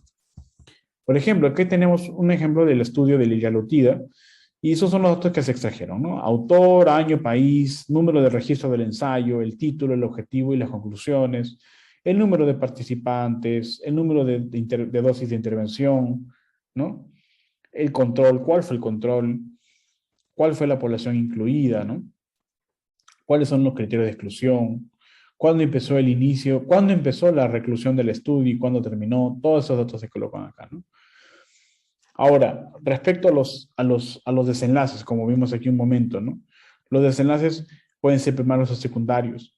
Lo mismo sucede cuando yo voy a extraer los datos, ¿no? Los datos yo primero suelo siempre colocar los datos secundarios, ¿no? Como por ejemplo, cuántas personas según género existen en el estudio, según la raza, según la edad, ¿no? Bien. Entonces, acá hay un punto muy importante, que cuando yo extraigo datos numéricos, es mejor utilizar, como ven acá, esta tablita, ¿no? ¿Cuándo sé que es un dato numérico? Eso va a depender de la naturaleza de la variable. Por ejemplo, la edad tiene que ir en medias y por lo tanto es un desenlace numérico. Pero la mortalidad no puede ir en medias, ¿no? La mortalidad en este caso va en proporciones. Entonces, dependiendo de la naturaleza de la variable, es necesario replantear o estructurar una, un formato de Excel solamente para el tipo de variable, ¿no? En este caso, para la edad en media, como pueden observar acá, yo he fabricado 6 columnas. Las primeras 3 pertenecen al número total de pacientes en el grupo y la segunda columna sería a la media, ¿no? En este caso en el grupo experimental, y la desviación estándar de esa media en el grupo experimental. Con el grupo control, en este caso sucede de una forma muy similar, ¿no? El total de pacientes con control o controles, el total de controles, en este caso la media de los controles y la desviación estándar de la media de los controles, ¿no? Eso es respecto a una variable numérica, ¿no? En una variable categórica es algo más sencillo. Tengo que colocar en este caso cuántos fueron los eventos en el grupo experimental sobre el total de los eventos, sobre el total de experimentos, cuántos experimentos se hizo en el grupo control sobre el total de controles. Eso es respecto a la mortalidad, ¿no? Es necesario que yo pueda utilizar este formato para colocar aquí todos los datos, ¿no? Colocar aquí todos los datos. En este caso, todos los datos que se extraen del estudio, ¿no? Muy bien. Muy bien. Bien, vamos a pasar ahora al proceso de síntesis de datos, ¿no? Ese es un punto muy importante también. Entonces, en la síntesis de datos, yo tengo que considerar 3 elementos principales. O sea, la síntesis de datos es en el planteamiento del metaanálisis. Y tengo que considerar 3 puntos elementales al momento de plantear un metaanálisis. Primero, debo de saber qué modelo y qué métodos yo voy a elegir en mi metaanálisis. En la gran mayoría de los estudios en revisiones sistemáticas y metaanálisis se aplica el modelo de efectos aleatorios y el método de Paul-Mandel. Es decir, en la mayoría de los estudios de revisiones sistemáticas y metaanálisis, en la sección de síntesis de datos, yo voy a plantear el modelo de efectos aleatorios y el método de Paul-Mandel. Esto lo vamos a ver con mayor profundidad cuando hablemos de metaanálisis. ¿Por qué el modelo y por qué el método? Muy bien. Lo que sigue es la medida de efectos. Eso también lo vamos a ver cuando hablemos de metaanálisis, pero también ustedes tienen que saberlo. Las medidas de efectos va a estar en función de la naturaleza de la variable y puede ser mediante la medida de efectos para variables continuas y para variables binarias. Para variables continuas tenemos la diferencia de medias y la diferencia de medias estandarizada. Y para variables binarias tenemos el loss ratio, ¿no? En casos controles, el risk ratio, ¿no? En este caso en estudios de cohorte o en ensayos controlados, el risk difference, ¿no? El risk difference, que puede ser utilizado también en estudios de cohortes o ensayos, y finalmente el prevalence ratio, que es utilizado en estudios analíticos transversales o inclusive en reportes y series de casos. Otro punto que tengo que tener en cuenta en la síntesis de datos al momento de redactar el proyecto o el protocolo es la heterogeneidad. ¿Cómo voy a manejar la heterogeneidad? Mediante un análisis de regresión quizás, en este caso de metaregresión, un análisis de subgrupo quizás, ¿no? ¿Cuáles van a ser los valores de tau o de i cuadrado en este caso, para poder determinar una heterogeneidad baja, moderada o alta? Esos datos tienen que estar en la heterogeneidad. Entonces, son 3 elementos esenciales para poder plantear la síntesis de datos, ¿no? Aquí, por ejemplo, miren, estos son, en el análisis estadístico hemos colocado en este estudio sobre el impacto de la hidroxicloroquina profiláctica en personas con alto riesgo COVID-19. Es otro estudio que se publicó este año. Aquí, por ejemplo, tenemos diferentes partes esenciales al momento de plantear el análisis estadístico del metaanálisis. Primero hemos dicho acá que hemos seguido, ¿no?, la línea o las recomendaciones del PRISMA 2009. Ahora es 2020, pero acá está, hemos hecho esa especificación de que utilizamos solamente la guía 2009. Muy bien, eso es respecto a las guías seguidas, ¿no? No pueden utilizar este formato o pueden no colocarlo, ¿no? Usualmente yo lo coloco inmediatamente después de la palabra métodos, ¿no? Seguimos las reglas de PRIMA 2009, este protocolo se publicó en Próspero, nada más, ¿no? El segundo punto son los tipos de datos, ¿no? Los tipos de datos. Por ejemplo, miren, acá dice, ¿no? Los desenlaces dicotómicos fueron descritos con números y proporciones, y los desenlaces continuos con media y deviación estándar de la media y rango intercuartílico, o mediana y rango intercuartílico.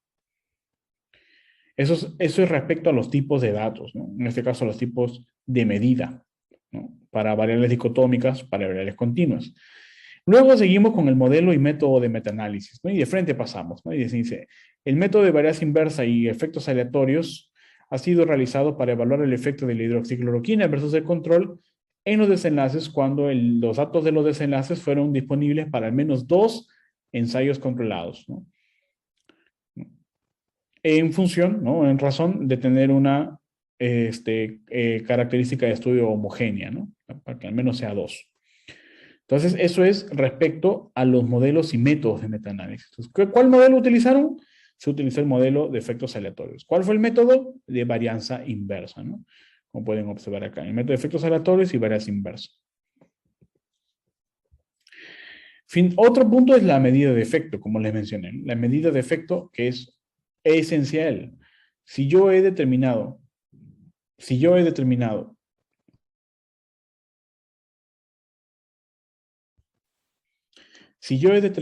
por ejemplo, aquí, que yo voy a evaluar en datos categóricos o binarios y datos continuos, la medida de efecto también tiene que estar correspondiente a ese tipo de variables, ¿no? Por eso dice, respecto a la medida de efecto, ¿no?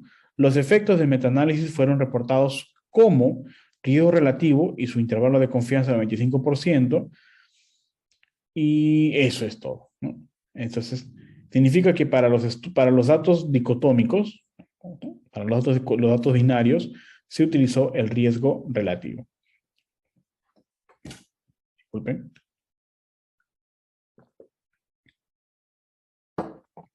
Muy bien. En este metaanálisis se habló de un método de ajuste. No suele suceder, pero en la mayoría de los estudios que tienen ensayos o un número de estudios incluidos menor a 5, se suele ajustar esos datos. Además, también se puede aplicar un método de ajuste cuando en una de las proporciones hay un 0, ¿no? Por ejemplo, si hablamos de mortalidad, y uno de los estudios dijo que la mortalidad no se dio en los pacientes que recibieron el tratamiento o el control. Es decir, no hubo mortalidad, significa que hay una celda con 0. Entonces eso puede generar que no se evalúe correctamente el metaanálisis porque hay una celda con 0. Entonces, para eso se requiere la utilización de un corrector, ¿no? Un corrector que, como dice la palabra, corrige o ajusta ese análisis, ¿no? Cuando hay una celda con 0 o cuando el número de estudios es menor a 5, ¿no? En este caso, ese método de ajuste se llama el método de Artung-Knapp y se aplica en el programa R, ¿no? Muy bien. Otro elemento que tienen que tener en cuenta es el análisis de subgrupo, ¿no? En este caso es para la heterogeneidad. Ellos dicen, se preespecificó un análisis de subgrupo por el tipo de diseño, ¿no? Y el tipo de profilaxis, ¿no? Preexposición o posexposición. Luego se tiene que decir qué programa se ha utilizado para el análisis y finalmente el summary of findings o también denominado resumen de evidencia, que se evalúa mediante grade, ¿no? Muy bien. Bien, llegamos a este punto. Entonces, una vez que se ha planteado todos los elementos como la fuente de ¿no? La fuente de datos, los criterios de selección de los estudios, la extracción de datos, el análisis de datos o análisis, ¿no? El análisis estadístico o el metaanálisis, cuáles son los desenlaces que se van a evaluar, todos esos desenlaces que pueden ser primeros o secundarios. El siguiente punto que también debo de considerar en la redacción de mi manuscrito, ¿no? O en mi protocolo es el análisis de riesgo de sesgo. Eso es muy importante. Recuerden que cuando yo inicié la clase, inicié hablando sobre la calidad de los estudios y mencioné el análisis de riesgo de sesgo. Cuando nosotros vamos a evaluar las revisiones sistemáticas, tenemos que tener en cuenta de que los estudios de forma individual pueden tener un alto riesgo de sesgo. Y esto puede generar la sobreestimación o la subestimación de los verdaderos valores de efecto de cada desenlace. Entonces, tengo que identificar esos potenciales riesgos de sesgo. ¿Qué es el sesgo? Para empezar, el sesgo es el error sistemático. Entonces, si hay sesgo en un estudio, significa de que hay una sobreestimación de lo que puede suceder en verdad respecto al efecto. ¿Cuáles son las medidas de efecto? Recuerden, ¿no? Las medidas de efecto pueden ser el risk ratio, el odds ratio, ¿no? La diferencia de medias, ¿no? O la diferencia de media estandarizada, dependiendo de la naturaleza, ¿no? Esos efectos pueden ser sobreestimados o infraestimados o subestimados cuando existe un riesgo de sesgo alto en los estudios incluidos. Ahora, la pregunta es, ¿cómo evalúo ese riesgo de sesgo, no? ¿Cómo hago eso? ¿Cómo hago esa evaluación? Tengo que tener en cuenta de que la herramienta a utilizar para la evaluación del riesgo de sesgo va a variar en función del diseño. En función del diseño cada diseño va a tener un tipo diferente de evaluación de riesgo de sesgo. Para los clinical trials, yo voy a utilizar la ROB 2.0, que es de la colaboración Cochrane. Para los estudios de intervención no aleatorizado, yo voy a utilizar la Robbins-E. Para los estudios observacionales, como los estudios de cohorte, casos y controles, la Newcastle-Ottawa Scale, y también para los estudios transversales, la Newcastle-Ottawa Scale, pero la versión modificada para los estudios transversales. Y finalmente, para los estudios de precisión diagnóstica, el QADAS-2, ¿no? QADAS-2. Entonces, cada diseño tiene su propia herramienta de evaluación, ¿no? Como pueden observar, en la descripción del análisis de riesgo de sesgo, hablamos del tipo de herramienta, la descripción de la herramienta y los criterios de juicio o de razón, ¿no? Que como pueden observar, dice, en general, cada ensayo fue evaluado, juzgado, como bajo algunas preocupaciones o alto riesgo de sesgo. Esos son los criterios de juicio, ¿no? Muy bien. Este punto es uno de lo que vamos, o sea, este punto de aquí implica otra nueva clase que lo vamos a ver en la siguiente presentación, si no me equivoco, y es el protocolo de Próspero. ¿Qué es Próspero? Próspero es una base de datos que registra, ¿no? Que registra todos los protocolos de revisiones sistemáticas que se hacen, ¿no? Entonces, antes de que tú ejecutes un trabajo de revisión sistemática, tú tienes que publicar un protocolo. O sea, el protocolo permite transparentar esa información. Y de paso evitar también tanta duplicidad de trabajos de revisiones sistemáticas, ¿no? Entonces, eso implica de que yo tengo que compartir, publicar mi protocolo. Siempre, obviamente, en tiempo futuro, sobre lo que se va a hacer. O sea, todo lo que hemos hablado, los 6 primeros pasos, tienen que ir sintetizados en un protocolo, ¿no? Ustedes van a ser, como alumnos de este curso, van a hacer un protocolo de revisión sistemática y estos pasos se encuentran en un Excel en el taller, ¿no? Entonces, ¿qué datos voy a conocer en un protocolo? Primero, la pregunta de revisión. Ustedes ya tienen claro cómo se hace una pregunta de revisión. Las búsquedas también tienen claro cómo se van a hacer las búsquedas, ¿no? Mediante qué base de datos, cuáles van a ser los criterios de elegibilidad, qué vas a incluir, qué vas a excluir, etcétera, ¿no? Los tipos de estudios que van a ser incluidos, o qué serán incluidos, la condición o dominio del estudio, que en este caso puede ser el contexto de la enfermedad, ¿no? O de la situación problemática, los participantes, ¿no? La pico, ¿no? La intervención, la comparador, los principales desenlaces y los desenlaces secundarios y sus medidas de efecto, la extracción de datos, ¿no? Aquí la medida de efecto y la extracción de datos, eso va a depender del tipo en este caso, el tipo de variable, ¿no? La medida de efecto va a ser, se va a evaluar en función de la naturaleza de la variable, ¿no? Recuerden de que la mayor parte de los estudios de intervención, la gran mayor parte de los estudios de intervención son de variable dicotómica, ¿no? Entonces la medida de efecto va a corresponderse con eso. ¿Cuál sería? Odds ratio, risk ratio, ¿no? Y otro punto sería la evaluación de riesgo de sesgo, la estrategia de la síntesis de datos, el análisis de subgrupo, si es que lo hubiese, y el tipo y método de revisión que sale al final para colocarlo, ¿no? Para darle clic. ¿Cuál es el tipo y método de revisión? Para la síntesis de datos que vamos a presentar. Entonces, una vez que yo ya culminé mi extracción de datos general, ¿no? Ya terminé con mi equipo o con mi par, toda la extracción de datos, ahora queda formular la tabla 1, ¿no? Normalmente, en las revisiones sistemáticas, normalmente la tabla 1 es igual a la tabla de características básicas de los estudios incluidos, ¿no? Entonces, ¿qué características necesito que todo el mundo sepa? ¿No? Que todo el mundo se informe a partir de mi estudio de investigación. Obviamente eso tiene que seguir el objetivo. Entonces, pero ¿qué datos quiero yo que se conozcan? Va a depender, como digo, va a depender del objetivo del estudio, pero también del impacto que quiere causar, ¿no? En el estudio de hidroxicloroquina profiláctica, por ejemplo, evaluamos múltiples desenlaces y a cada desenlace se le asignó un estudio en especial, ¿no? ¿Por qué? ¿Por qué eso? Porque significa que todos los estudios hablaron sobre ese desenlace. Entonces se incluyó todos los estudios. Ahora, acá no se ha analizado o no se ha meta-analizado. Se ha colocado solamente una descripción.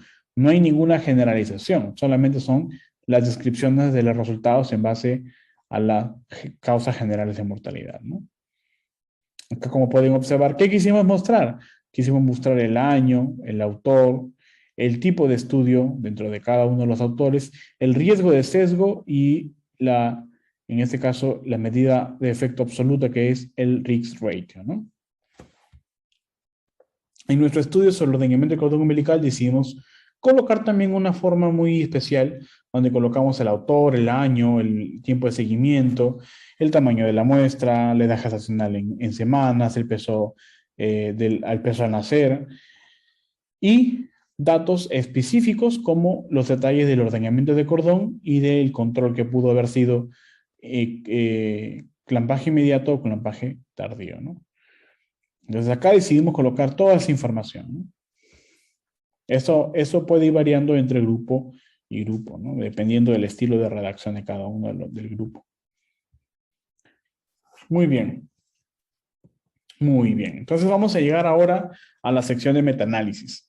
Esta parte gráfica va a ser explicada cuando hablemos sobre el metaanálisis. Sin embargo, tenemos que tener una noción, que esto se llama forest plot, ¿no? Y el forest plot evalúa los efectos del desenlace de los estudios incluidos. Recuerden esta palabra, efectos del desenlace de los estudios incluidos. ¿Cuáles son los efectos? La medida de efecto. ¿Cuáles eran? En estudios binarios, en datos binarios o datos continuos, eran diferentes naturalezas. En este caso, este es un dato binario y tenemos la medida de efecto risk ratio. Muy bien. Entonces tenemos que el forest plot evalúa, en este caso, como pueden observar, los efectos de los desenlaces de los estudios incluidos. Y ahí vimos los efectos, risk ratio. Acá, como pueden observar, hay una medida de efecto, un valor de efecto para cada uno de los estudios. ¿Cuál es el desenlace? El desenlace fue la mortalidad general. Entonces, tenemos los efectos de los desenlaces de los estudios incluidos. Tenemos los efectos del desenlace de los estudios incluidos. Entonces, se evaluó la mortalidad general en los pacientes que recibieron un tratamiento comparado con un control. Muy bien. Ese es el forest plot. Lo voy a explicar con más detalle cuando hablemos de metaanálisis, si es que quiero dejar esto para que ustedes sepan cuáles son las partes del forest plot y luego cuando ataquemos el tema de metaanálisis sepamos cómo y cada una de sus partes e interpretaciones. Entonces, en ese forest plot va a poderse evaluar las medidas de efecto y sus intervalos de confianza de cada uno y la medida de efecto global, ¿no? Luego vamos a ver qué significa este valor y para saber si es que es o no es significativo y qué decisión se puede tomar en base a estos resultados, ¿no? ¿Qué significa todo esto? Esto lo vamos a ver en la clase de metaanálisis, ¿no? Y vamos a ver también esto, ¿no? Es en parte el mismo ejemplo, que tengamos que interpretar esa información. Bien, finalmente, cuando yo voy a realizar una revisión sistemática y voy a publicar mi revisión sistemática, o sea, hasta aquí ustedes ya terminaron todo ese proceso, hicieron su pregunta de investigación, luego después de haber hecho la pregunta de investigación, pasaron a realizar la búsqueda, ¿no? Plantear la estrategia de búsqueda, hacer la búsqueda, luego buscar cuáles van a ser los criterios de elegibilidad, pasar posteriormente al proceso de selección de los estudios por título de resumen, por texto completo, incluir los estudios en la revisión sistemática, extraer los datos, evaluar el sesgo, hacer el metaanálisis y luego redactar su artículo, ¿no? Una vez que ustedes tengan todos esos elementos, recuerden de que deben de publicar el protocolo primero antes de realizar el metaanálisis. Una vez que tengan todos los datos realizados y hayan formulado la primera página de su artículo, ¿no? Luego el resumen y luego el contenido de su trabajo, tienen que someter su trabajo a la declaración Prisma 2020. Y esta declaración Prisma 2020 tiene diferentes ítems o ítems que van a permitir la evaluación correcta de cada uno de los puntos que debe contener una revisión sistemática de calidad, ¿no? En este caso, por ejemplo, si mi revisión sistemática, ¿dónde se encuentra el título? Yo lo voy a colocar acá, ¿no? En la página número 1. El abstract, ¿dónde se encuentra el abstract? Aquí, en la segunda página, ¿no? Le colocaré el número 2 y así, con cada una de las partes. Esto me va a servir también para yo saber de que el trabajo que yo estoy haciendo está cumpliendo o va a cumplir con todos los elementos del checklist o de la declaración Prisma 2020. Y finalmente, ¿cómo evalúo la calidad de mi revisión sistemática? Mediante la guía AMSTAR 2, ¿no? La guía AMSTAR 2 evalúa la calidad de la revisión sistemática y te dice qué tan confiable es esta revisión, ¿no? Entonces, de esa forma yo puedo tener una mejor certeza de evaluación de mi trabajo de investigación. Entonces, hasta aquí, ustedes han tenido que tener todas estas competencias necesarias para poder elaborar la pregunta de investigación, generar su pregunta de investigación y luego proceder a realizar la búsqueda y tener todos los elementos para poder evaluar una revisión sistemática. Entonces, en el taller que ustedes van a hacer, van a generar un Excel, vamos a generar la búsqueda y luego vamos a pasar todos los resultados, vamos a simular que tenemos todos los resultados y vamos a pasarlo al Ryan para que hagan su proceso de selección de los estudios y hagan una simulación con eso. Muy bien. Entonces, hasta aquí nos vamos a quedar con esta primera clase. La segunda clase que viene va a tratar sobre el protocolo de investigación próspero que se debe publicar en la página de registro. Muchas gracias.